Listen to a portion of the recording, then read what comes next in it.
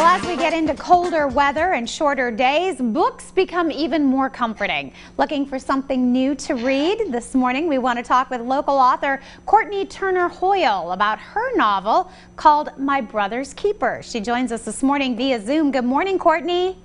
Good morning. Well, congratulations. We were just talking. I understand your book was just published a couple months ago. That has to have felt pretty good. Yes, ma'am. It's wonderful. Tell me a little bit about your writing career. Is that something you've been working toward for a while, something you've wanted to do?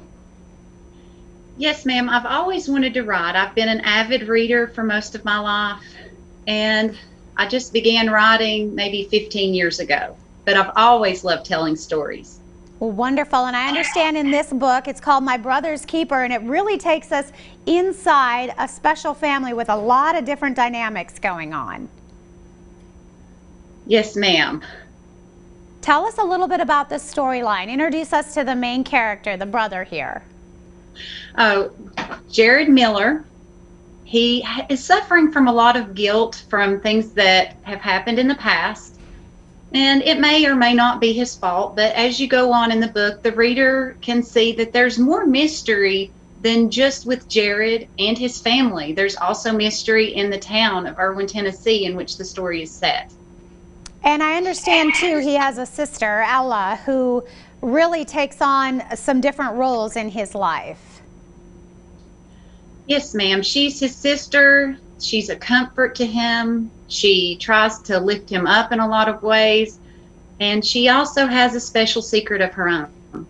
And of course, they learn that through the book. One of the reviews that I was reading talked about how much they enjoyed the different twists and turns in the book. They said it was so unpredictable. Yes, ma'am. Just when you think you have everything figured out, something else happens. Another mystery unfolds. Well, Courtnee, how does it feel to actually have the book and have that completed, published piece of work? It's wonderful. I wrote the book with my children in mind. I wanted them to have something to be proud of me for. So I love that it is completed, and I plan to do so much more in the future. Yeah, you were telling me you've been writing, so you've already got some other books kind of ready to go. Yes, ma'am. I have another book in another series. I've had one short story published and another to be published in the spring. And I'm also working on 2 other story ideas. Well, and one of the things I think people in our area love is when you can read something from a local author that takes place in a local community. How much of your book will people sort of recognize when it comes to different landmarks and being part of that specific community? Well, of course, the culture and traditions are woven in the pages. But there's also some history about the town of Erwin that you can find in it as well. One of the things that speaks to me is that Wednesdays in Erwin, a lot of shops and places still close at 12 o'clock. And I explain the reason behind that in the book. Wow, it's kind of cool when you're reading things like that, especially if that's something you grew up with as well, so you can actually relate a little bit more on the community that it is set in. Any titles or anything we should be looking for when it comes to book number 2 and 3? Yes, ma'am. The second book in the Pale Woods Mystery Series should be titled Pinky Swear.